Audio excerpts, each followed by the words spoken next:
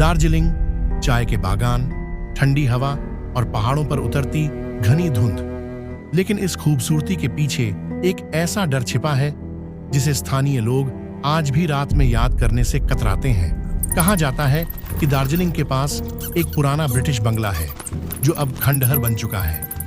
दिन में वो जगह बस एक टूटी फूटी इमारत लगती है, लेकिन जैसे ही सूरज ढलता है वहां की हवा बदल जाती है। सन 1920 की बात है। एक अंग्रेज अफसर एडवर्ड हिल अपनी पत्नी एलिजाबेथ के साथ उस बंगले में रहता था। एलिजाबेथ को दार्जिलिंग बहुत पसंद था, लेकिन उसे एक अजीब आदत थी। वो हर शाम धुंध में खिड़की के पास खड़ी होकर किसी का इंतजार करती थी।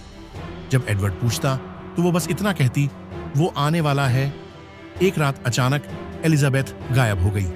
पूरे इलाके में खोज हुई, लेकिन उसका कोई सुराग नहीं मिला।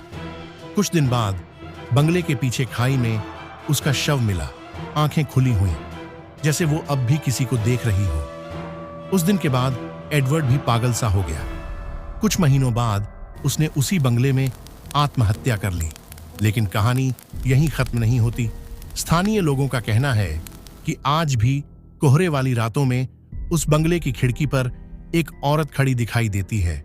उसने सफेद गाउन पहना होता है, बाल चेहरे पर बिखरे होते हैं और आंखें खाली। कई टैक्सी ड्राइवर बताते हैं कि रात के समय उस रास्ते से गुजरते हुए अचानक एक महिला सड़क पर दिखाई देती है।